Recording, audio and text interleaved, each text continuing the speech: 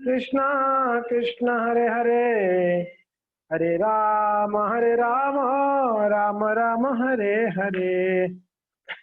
मुखं करोति वाचालं पंगुलंगायते गिरिं यत्कृपां तमहं वन्दे श्रीगुरुदिनधारिणम्। परमानंदय माधव श्रीकृष्ण चैतन्य ईश्वरम् अजानुलंबित भुज कनकावदातो संकीर्तनैकपितरो कमलायताक्ष विश्वम्भरद्विजवर युगधर्मपालो वन्दे जगत्प्रियकरो करुणावतारः। ओम नमो भगवते वासुदेवाय। ओम नमो भगवते वासुदेवाय। ओम नमो भगवते वासुदेवाय। हरे कृष्णा। सारे भक्तों को, कथा प्रेमियों को स्वागतम। तो हम कुछ दिनों से चैतन्य महाप्रभु की अंतरंगा पार्षदों में से श्री रूप और श्री सनातन गोस्वामी का जीवन चरित्र को हम श्रवण कर रहे हैं।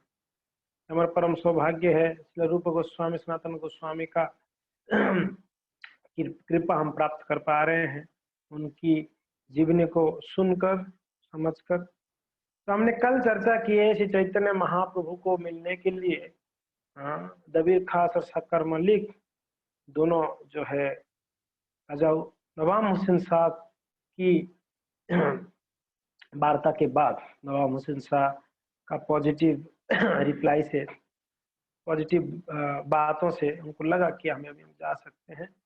तो अर्धरात्रि को, आधे रात को महाप्रभु से मिलने गए, मगर इतना दैन्यता के साथ गए। महाप्रभु उनका दैन्यता को देखकर ही बोले कि उठो उठो, आप तो मेरे नित्य दास हो, आप मेरे पुरातन सेवक हैं, पुरातन दास। उठिए उठिए और ये दैन्य छड़ो, मेरा हृदय फट रही है, दैन्यता को छोड़िए आप। श्री चैतन्य महाप्रभु के आशीर्वाद प्राप्त कर कर रूप सनातन वापस तो आए, मगर क्या हुआ पता है क्या? चैतन्य महाप्रभु की कृपा प्राप्त करने के बाद ये दोनों अभी क्या कर रहे हैं? कृष्णदास कविराज गोस्वामी कहते हैं, श्री रूप सनातन रहे रामो के लिग्रामे, प्रभु रे मिलिए गेला अपना भवने।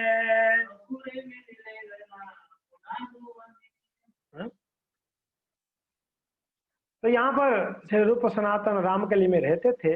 जब महाप्रभु को मिल लिए, प्रभु रे मिल लिया, मिलने के बाद कहाँ चले गए? अपने घर पे चले गए। अपने घर पे जाए, दुई भाई विषय त्यागे उपाय श्री जिला, दुई भाई विषय त्यागे उपाय श्री जिला, बहु धन दिया दुई ब्राह्मण बरीला, बहु धन दिया दुई ब्राह्मण बरीला, कृष्ण मंत्र करिला दुई परस जारना, कृष्ण मंत्र करिला दुई पुरस यारना, अचिरात पाइबारे चैतन्य चरण, अचिरात पाइबारे चैतन्य चरण। तो यहाँ पर रूप और सनातन जब श्री चैतन्य महाप्रभु को मिल लिए, मिलने के बाद मिल के जब आए अपने भवन में, तो दोनों भाई क्या प्लान किए? उपाय सृजिल, उपाय बनाए, प्लान कराए, किसके लिए? विषय त्यागे। क्या विषय त्यागने के लिए प्लान कर रहे हैं? अभी ऐसे कौन सा विषय भोग कर रहे थे कि विषय त्यागने के लिए प्लान कर रहे हैं? अरे राजा नवाब हुसैन शाह के पास काम करना उनके लिए क्या है? विषय है। हाँ? इतने धन के बीच में रहते, एक तो कौन मंत्री थे और एक कोषाध्यक्ष थे। मंत्री और कोषाध्यक्ष,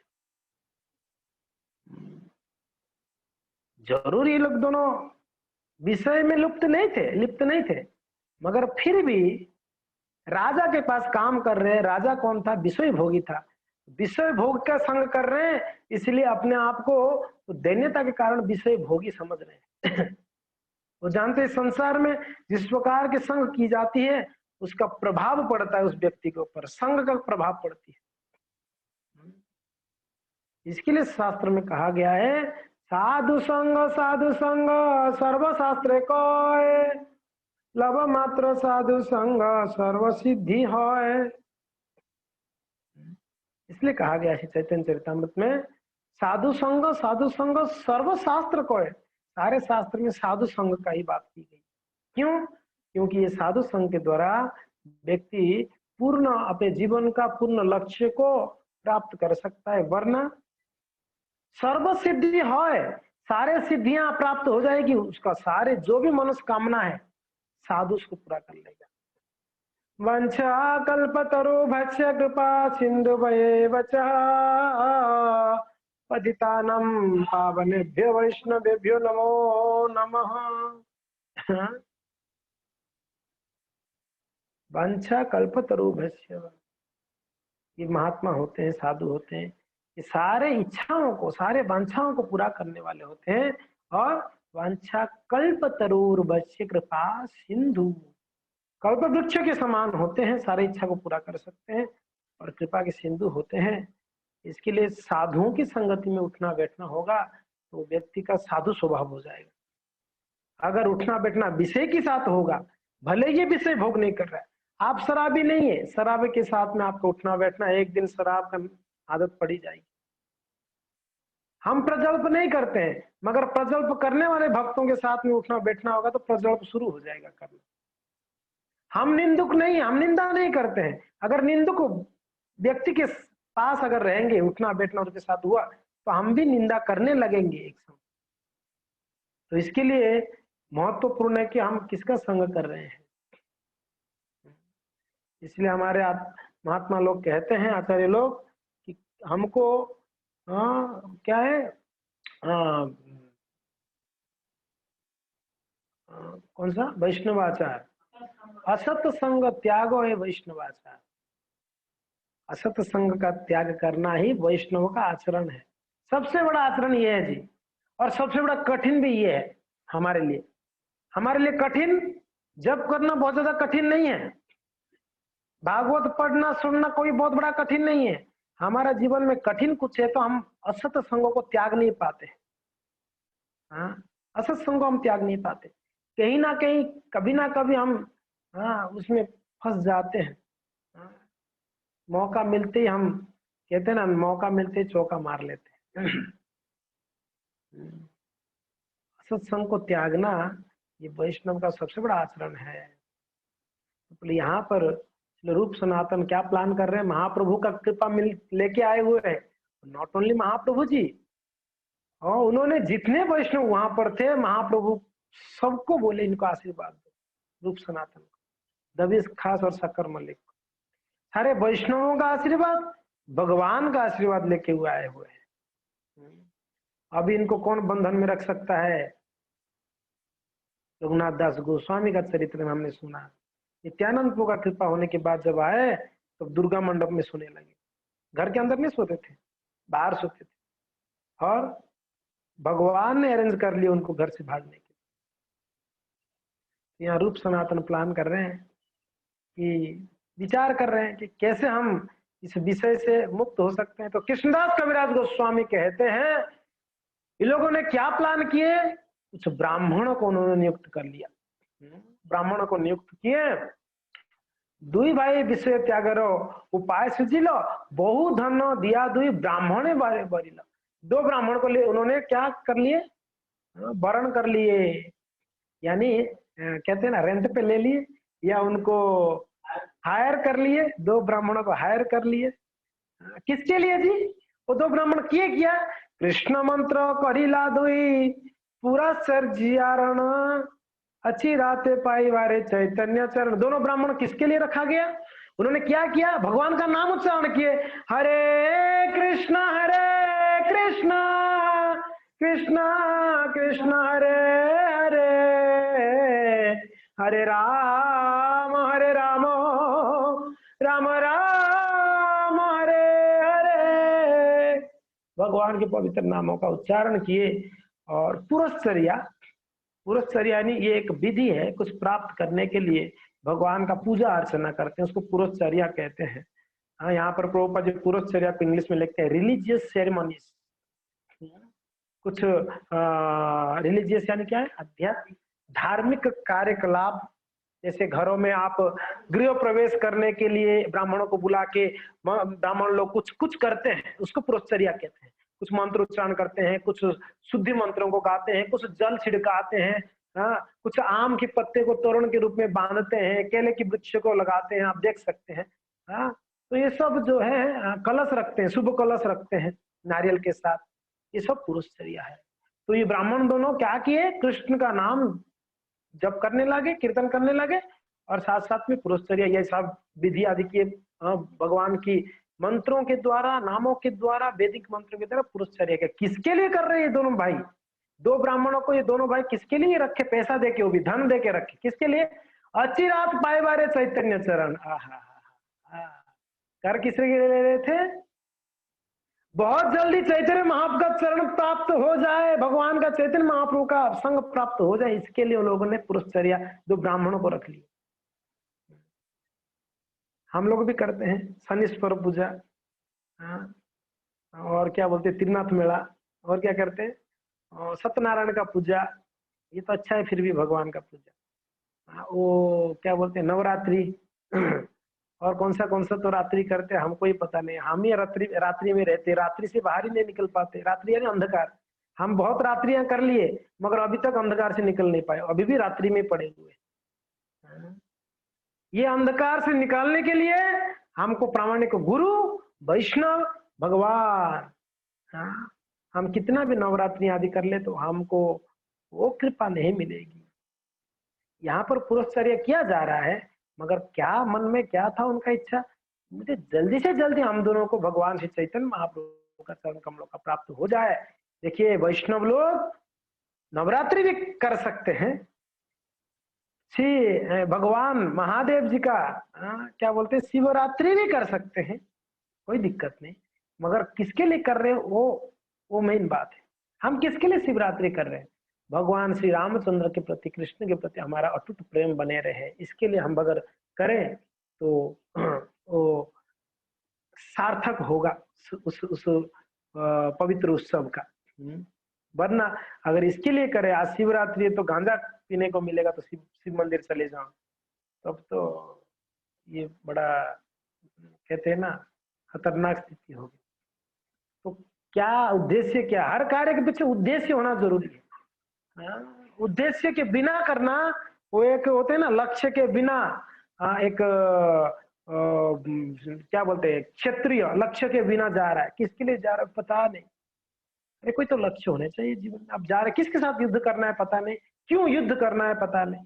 वैसे हम किसके लिए कर रहे हैं कार्य सब, हम भक्ति कांगों को किसके लिए पालन करने हैं, हमारा उद्देश्य क्लियर होना चाहिए, फोकस डाइवर्ट नहीं होना चाहिए हम लोगों का। हम लोग का हमेशा फोकस डाइवर्ट कर लेते हैं। हम लोग भक्ति में आते हैं कुछ सोचकर कि मैं भक्ति में प्रगति करूं, अच्छा वैष्णव बनूं या वैष्णवी बनूं, वैष्णवों का सेवा करूं, प्रामाणिक गुरु की शरण लूं, भगवान का सेवा करूं, ये तो भाव से आते हैं। मगर धीरे धीरे जैसे जैसे हम भक्ति में प्रगति करते हैं वैसे वैसे हमारे अंदर अहंकार अंदर आने लगता है और धीरे धीरे हम रास्ता भटक जाते हैं। पथ छोड़कर हम उपपथ में चले जाते हैं, मेन रास्ता छोड़कर हम अलग रास्ते में डाइवर्ट हो जाते हैं। आप बताओ, हाईवे में आप चल रहे हो, हाँ, क्या वो अहमदाबाद बॉम्बे हाईवे पकड़ा आपने, फर्स्ट क्लास हाईवे है, फटाफट गाड़ी चल रही है, बीच में आपने क्या किया, आपने एक दूसरा रोड पकड़ लिया, हाईवे को छोड़कर एक कांटे पत्थर वाला रोड पकड़ लिया। पहुंचना था आपको अहमदाबाद से बॉम्बे 7 घंटे में पहुंचना चाहिए, आपने कांटे पत्थर का रास्ता पकड़ा, कितना समय में पहुंचोगे आपको ही पता नहीं, कहाँ जंगल की ओर चला गया गाड़ी, पत्थर कांटे, गांव गांव आ रहा है बीच बीच में, कहीं लोग रोड में खेल रहे हैं, कूद रहे हैं, बच्चे खेल रहे हैं, समझ में नहीं आ रहा है, गाड़ी इतना स्लो हो गई, बताइए हम पहुंच पाएंगे समय पर?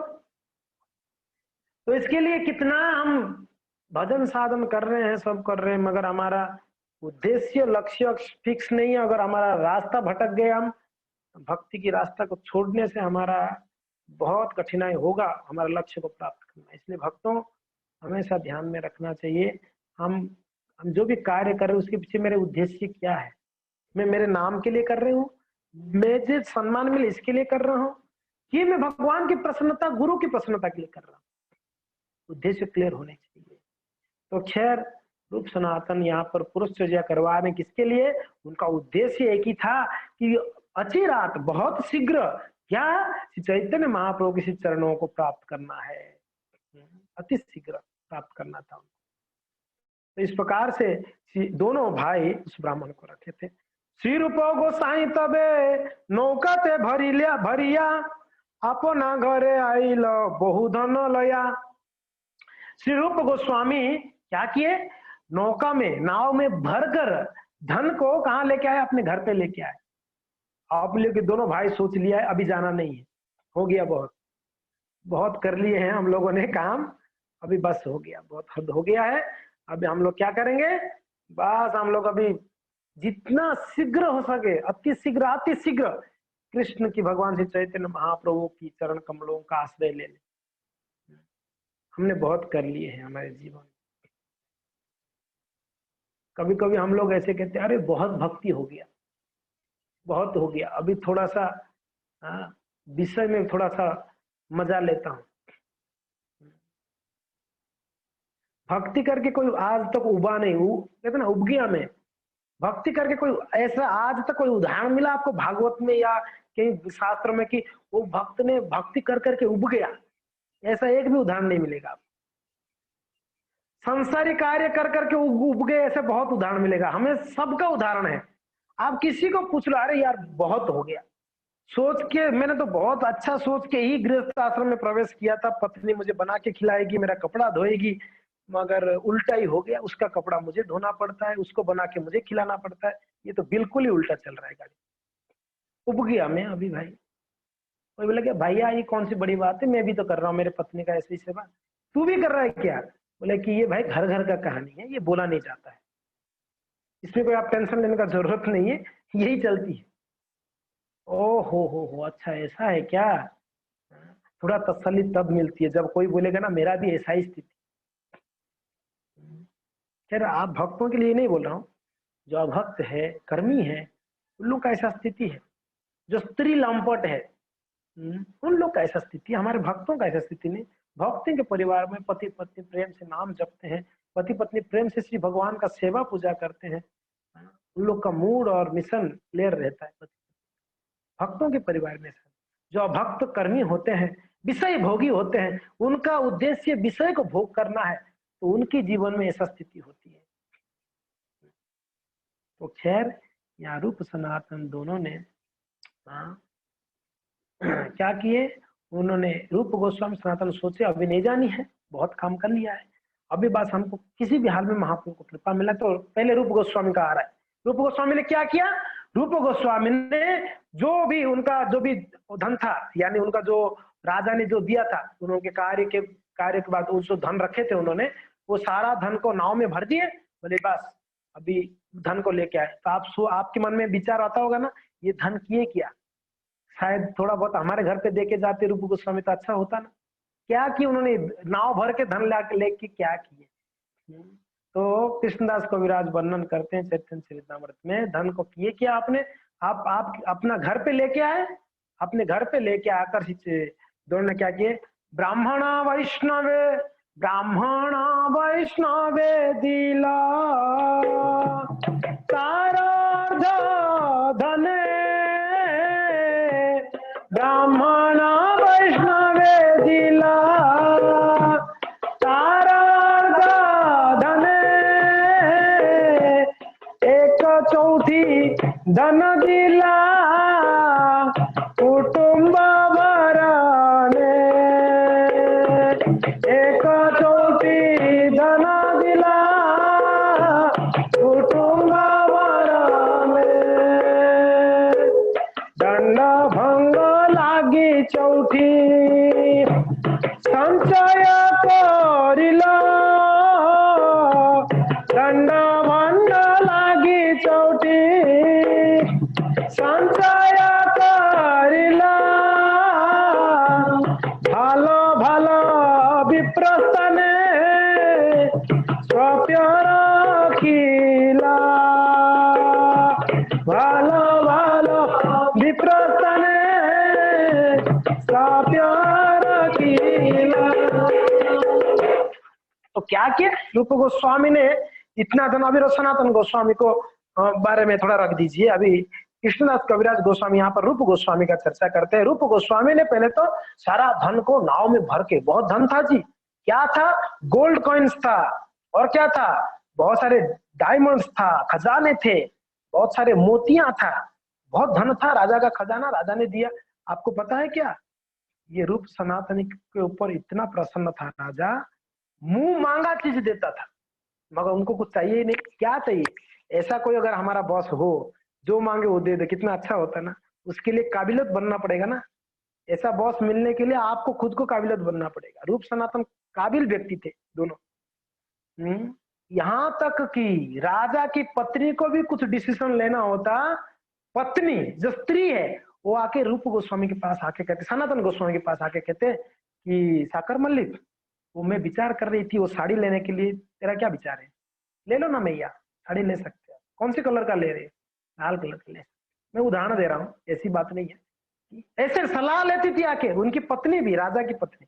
आप सोच सकते हो कितना कितना इनके ऊपर विश्वास होगा।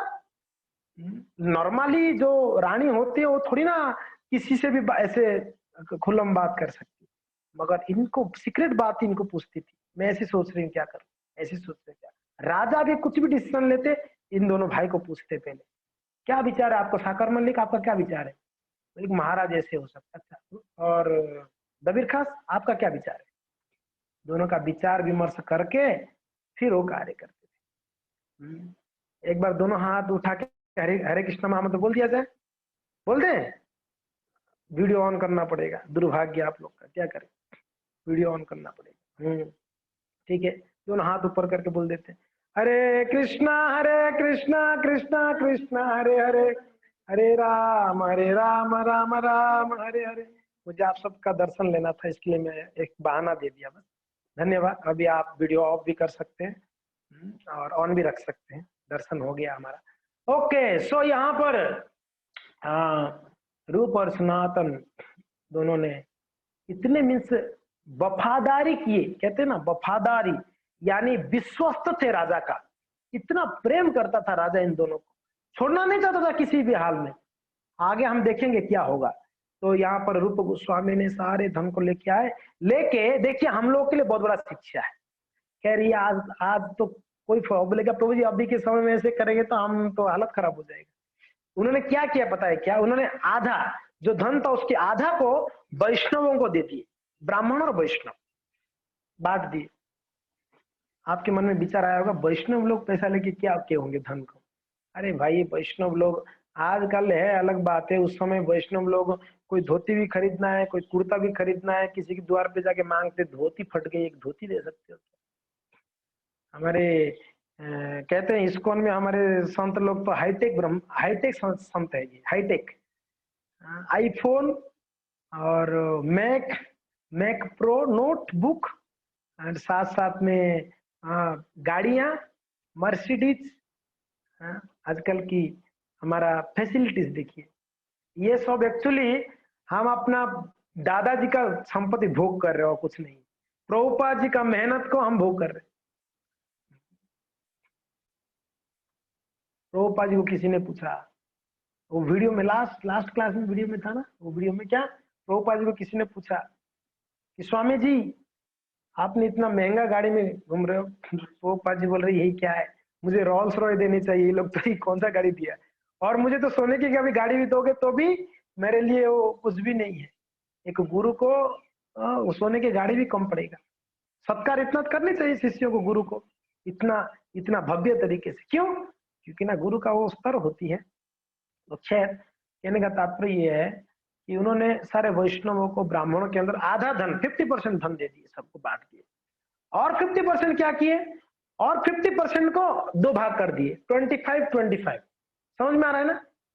100% को, 50% को वैष्णवों के लिए, ठीक है, और 50% को 25-25 करके 25 को स्वजनों के लिए, घर परिवार चलाने के लिए दे दिए, बांधवों के लिए। और 25% को क्या किए, आगे पढ़ते हैं कृष्णदास कविराज क्या बोल रहे हैं। यहां तक पढ़े। ब्राह्मण वैष्णव दिला तार अर्ध धने और 1/4 धन दिल कुटुंब भरणे। कुटुंब भरण यानी घर का भरण पोषण करने के लिए उन्होंने आधा धन उसमें से 25% दे दिया। आगे कहते हैं दंड बंध लागी चौटी संचय करिला भल भल विप्र स्थाने स्थापना रखिला। कुछ ब्राह्मण भल भल विप्र मीन्स अच्छे अच्छे जो पहचान की ब्राह्मण थे, उनके पास में कुछ धन को संचय, जो 25% धन था वो संचय करके रखे। किसके लिए? ध्यान रखे, किसके लिए? कहते हैं कि अगर आगे कुछ जरूरत पड़े, मैं तो अभी राजा के पास काम करने नहीं जाऊंगा, और राजा के पास काम करने नहीं जाऊंगा तो 100% राजा ने कुछ ना कुछ मेरे ऊपर ब्लेम करेगा, केस करेगा, मेरे नाम पे ब्लेम करेगा, मुझे जेल में डालेगा, कुछ तो मेरा नाम बदनाम करेगा। जरूरत पड़ेगा आगे जाके उससे छूटने के लिए, ये धन जरूरत पड़ेगा उससे बाहर निकलने के लिए। तो इसके लिए एक गृहस्थ को, चलो यहाँ रूप गोस्वामी तो परम वैष्णव थे, एक गृहस्थ को कभी कभी कहते हैं कि यार सब भगवान को दे दे, सत्य कोई नहीं बोलता है। आज मैंने अभी के समय में ऐसा कोई नहीं मिला कि सारा धन भगवान के लिए। हमारे गुरुदेव, परम आराध्य गुरुदेव परम पूज्य गोपाल कृष्ण गोस्वामी महाराज जी पेप्सिकोला कंपनी में डायरेक्टर मैनेजर थे, और उनको जो पैसा मिलता था वो लाके प्रभुपाद जी के शिष्य थे, लाते थे पूरा का पूरा पैसा प्रभुपाद जी के चरणों में रख देते, पूरा एक उसमें से पैसा भी अपने जेब में नहीं रखते, पूरा का पूरा पैसा प्रभुपाद जी चरणों में रखते गोपाल कृष्ण महाराज। उसमें से प्रभुपाद जी वो थोड़ा सा धन निकालते, बोलते गोपाल ये लो, आप घर कैसे चलेगा, ये पैसा लेके जाओ, घर चलाओ। विवाहित थे उस समय महाराज जी, गृहस्थ आश्रम में थे, तो उनको प्रभुपाद जी देते थे धन, आप जाके घर चलाना, तो लेके जाते। इतना डेडिकेशन है देखिए ये संतों का। तो यहाँ रूप गोस्वामी, मगर ध्यान रखिएगा गृहस्थों के लिए कुछ संचय करना जरूरी है। मगर हम लोग इतना हम सब संचय ही करते हैं। मान लो 100 रुपया कमाते हैं, 95 रुपये संचय करते हैं, 5 रुपए में एक रोटी खा लिया, थोड़ा सा सब्जी खा लिया, काम चलना चाहिए घर का, 95 संचय।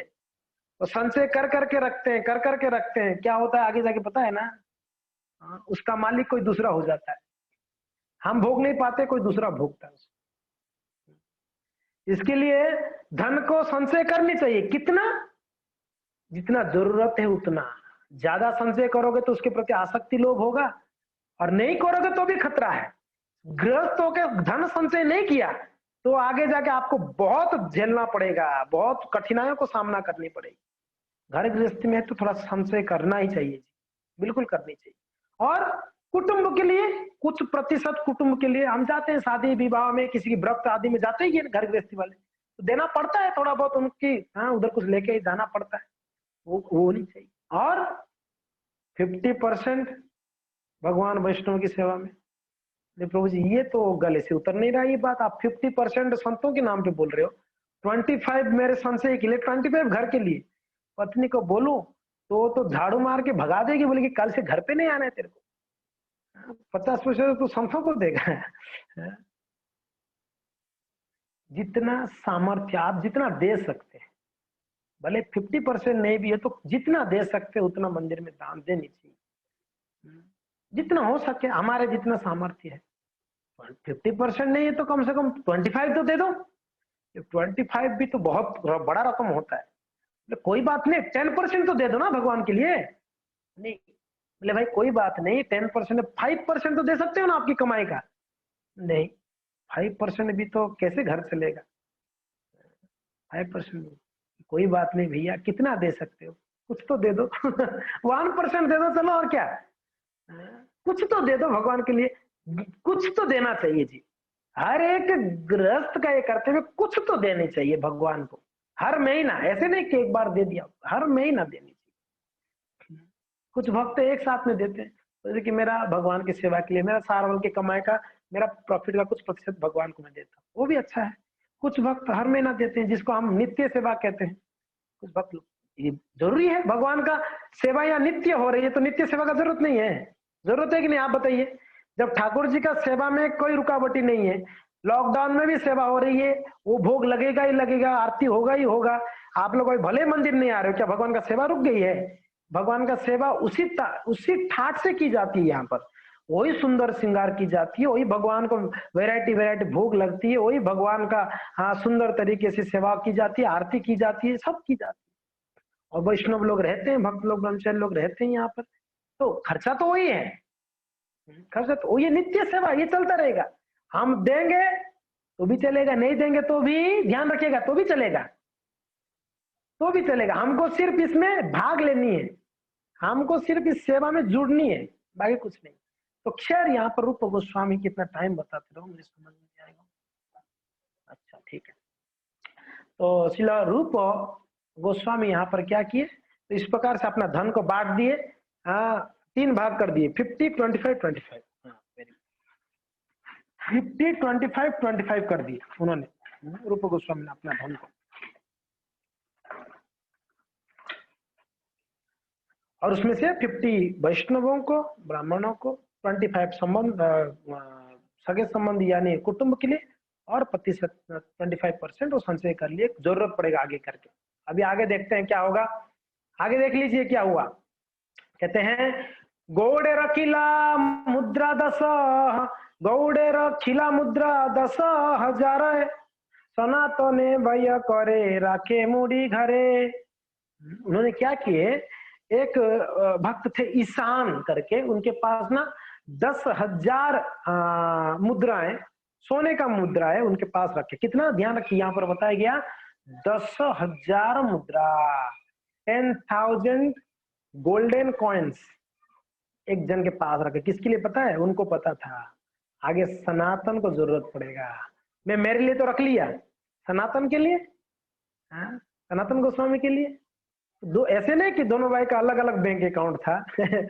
कोई बैंक अकाउंट तो उस समय हुआ ही नहीं किया करता था, और दोनों भाइयों का जो है साथ में ही धन उनके साथ में ही रहता। तो रूप गोस्वामी सब सारे धन को लिए और अपना भाग जिनको जिनको देना दे दिए, और 10,000 सोने मुद्रा रख दिए। और दोनों डिसाइड कर ली थी जाना नहीं है, किसी भी हाल में नहीं जाना है, काम में तो जाना नहीं भाई, बहुत हो गया, ठीक है।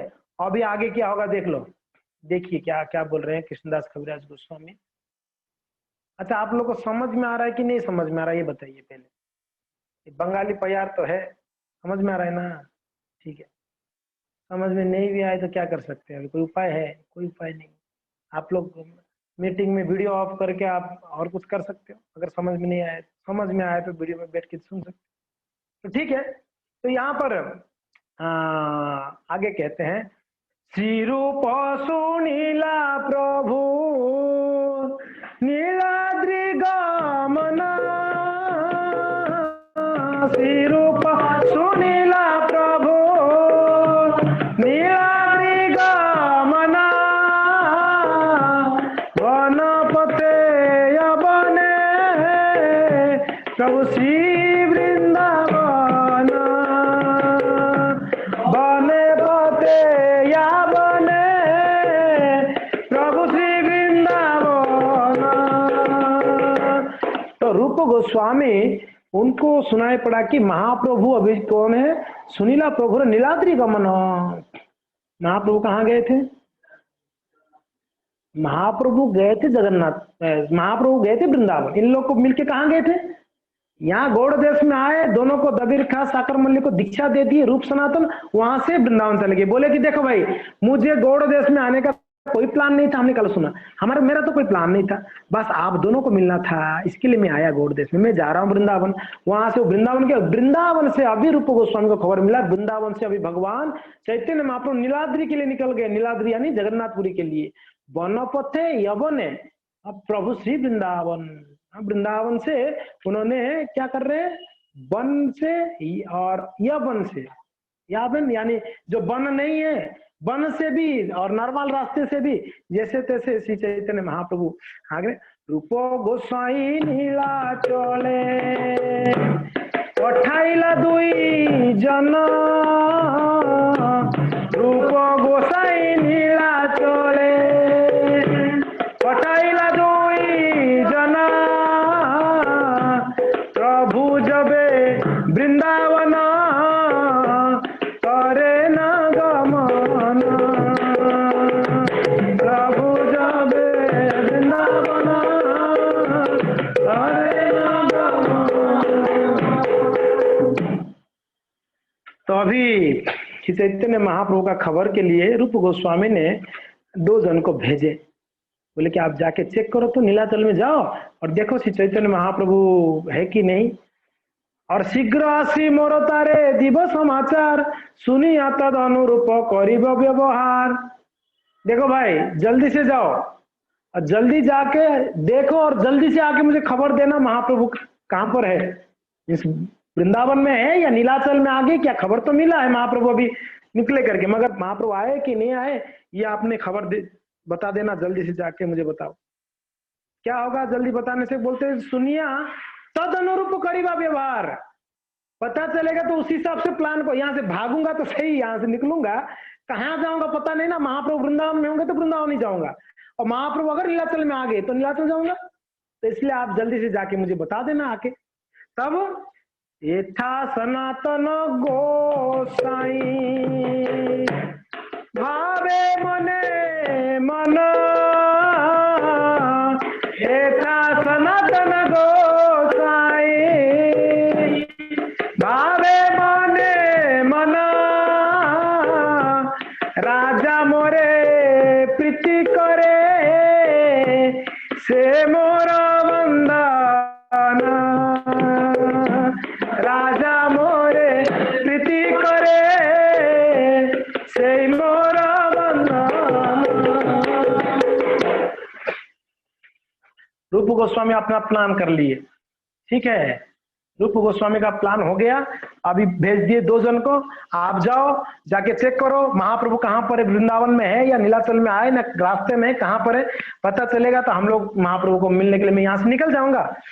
और क्या हुआ पता है क्या, जब रूप गोस्वामी प्लान कर रहे थे, आवाज आ रहा है ना मेरा आवाज आ रहा है आप लोग को, ओके हाँ ओके। रूप गोस्वामी के साथ में उनका और तीसरा भाई थे, आप लोग को पता उनके तीसरा भाई का नाम कौन थे, अनुपम, जिनका नाम बल्लभ था, अनुपम या बल्लभ, 3 भाई थे ना, रूप सनातन और बल्लभ। वैसे इन दोनों का नाम क्या था, अमर और संतोष और अनुपम, अमर संतोष अनुपम, ये 3 भाई थे लोग। तो जब रूप गोस्वामी विचार किए कि अभी मुझे जाना है महाप्रभु से मिलने, आप जाके चेक करो, यानी 2 जन को भेजे, आप नीलाचल में जाके जल्दी से मुझे खबर बताना, जितना जल्दी खबर मिलेगा उतना जल्दी मैं प्लान करूंगा। तो ये सुनकर जो बल्लभ थे यानी अनुपम थे, ये अनुपम बोल रहे हैं कि भैया मैं भी आपके साथ में आना चाहता हूँ। आप क्यों आओगे, नहीं भैया, और तो गृहस्थ थे, अनुपम गृहस्थ थे, विवाह आदि किए हैं, घर गृहस्थी में, ये दोनों भाई गृहस्थ नहीं थे, ये दोनों भाई मीन्स ये थे, मीन्स एक प्रकार से विवाह किए नहीं थे, ब्रह्मचारी सोच सकते हो, सन्यासी दोनों भाई। वही अनुपम का जो बेटे हुए उनका नाम कौन थे, जीव गोस्वामी पाद, जीव गोस्वामी अनुपम का बेटा जीव गोस्वामी हुए। रूप गोस्वामी, सनातन गोस्वामी, जीव गोस्वामी एक ही परिवार से, हमारे 6 गोस्वामी में से 3 गोस्वामी तो एक ही परिवार से निकले। बताइए, हमारे 2 सन्यासी इस्कॉन में एक ही परिवार से 2 भाई है, परम पूज्य राधा गोविंद महाराज जी, परम पूज्य राधा रमन स्वामी महाराज जी, दोनों भाई परम विरक्त सन्यासी है, श्रील प्रभुपाद जी के शिष्य है राधा गोविंद स्वामी महाराज जी, जिन्होंने विश्व में प्रसिद्ध है भागवत कथा को बताने के लिए, भागवत कथा को सुनाने के लिए, भागवत सुनाने के लिए। हमने जिक्र किए हैं, परम पूज्य राधा गोविंद महाराज जी का कोट्स भी आते रहते हैं डेली, कुछ भक्त लोग हमारे ग्रुप्स में डालते हैं, बड़े सुंदर सुंदर कोट्स है महाराज जी का। तो ये परम पूज्य राधा गोविंद महाराज जी, उनके भाई परम पूज्य राधा रमन महाराज जी, दोनों भाई। और हमारा परम सौभाग्य हुआ कि दोनों ये महाराज राधा गोविंद महाराज और राधा रमन महाराज दोनों उदयपुर पधारे हुए हैं। हरि बोल। दोनों का यहाँ पर चरण पड़ा है हमारे यहाँ उदयपुर में, राधा गोविंद महाराज जी का, राधा रमन महाराज जी, परम विरक्त दोनों सन्यासी, प्रभुपाद जी के शिष्य राधा गोविंद महाराज जी। और दो भाई है मायापुर में, जनन निवास प्रभु, पंकज आंग्री प्रभु, वो क्षेत्र सन्यासी है। ऐसे दोनों प्रभुपाद जी के शिष्य हैं, दोनों क्षेत्र सन्यासी लिए होगा, मायापुर छोड़ के कहीं जाएंगे नहीं, मायापुर में ही रहना है। जब से आए प्रभुपाद जी की सेवा में तब से आज तक मायापुर में ही है,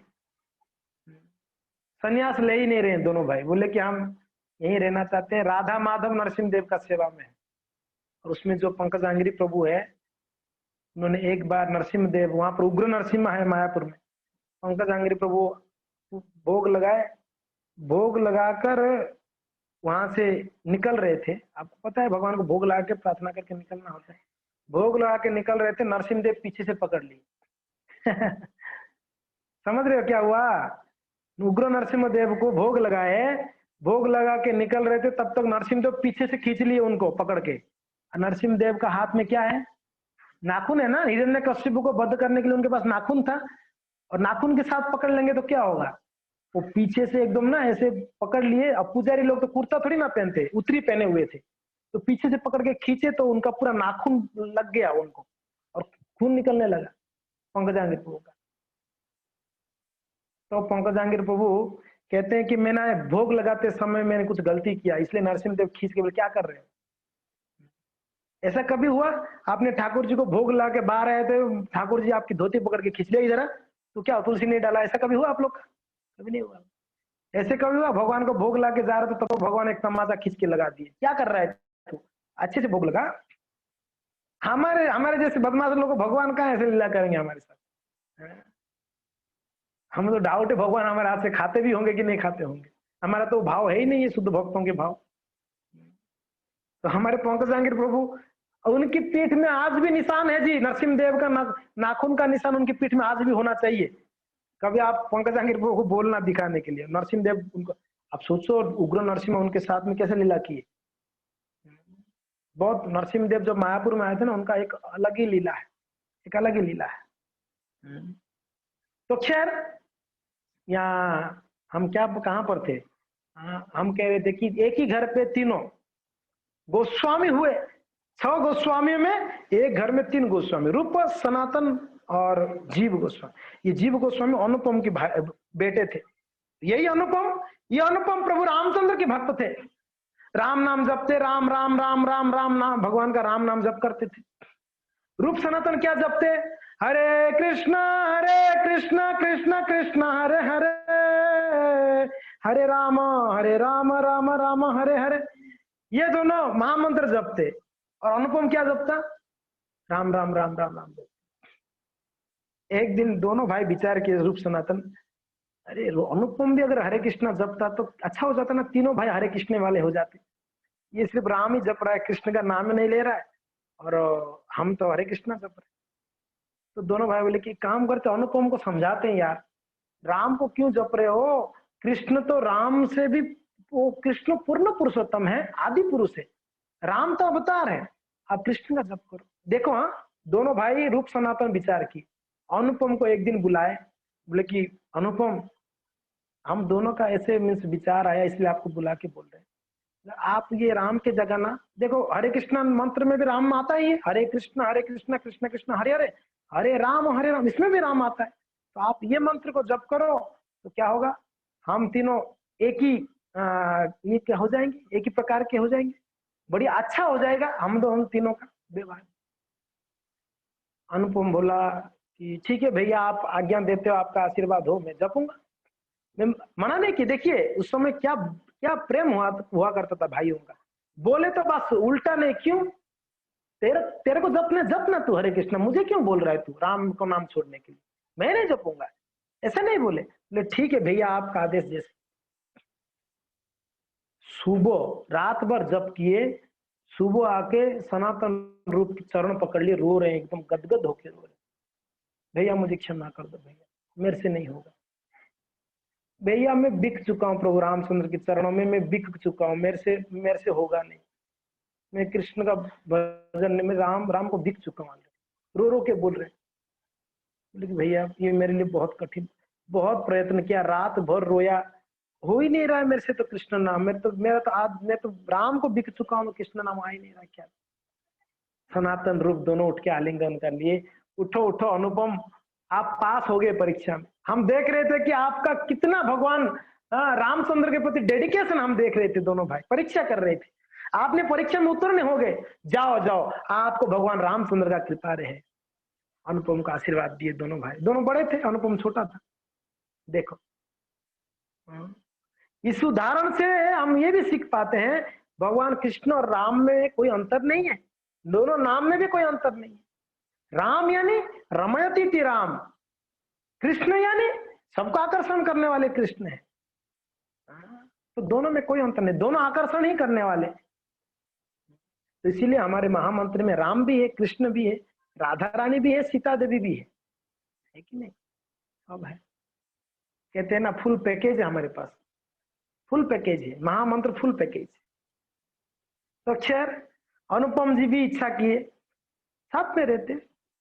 भक्ति की देखिए, भक्ति की जो नियम तो सही में, भक्ति की साधना में नियम सही में, नियम कोई अलग नहीं है जी। नाम भले ही राम जप रहे थे, कृष्ण जप रहे थे, मगर नियम सही में, सुबह उठना है, नाम जपना है, भागवत पढ़नी, नियम सही में ये होता था। अनुपम भी रूप के साथ में जाने के लिए विचार कर रहे थे, रूप गोस्वामी मना कर रहे थे, सनातन यहाँ पर विचार कर रहे क्या करो। उतने में क्या हुआ पता है क्या, ये कल पता चलेगा आपको। हरे कृष्णा, जय श्री चैतन्य महाप्रभु की जय, जय श्री कृष्णदास कविराज गोस्वामी की जय, गौर भक्त वृंद की जय, निताय गौर।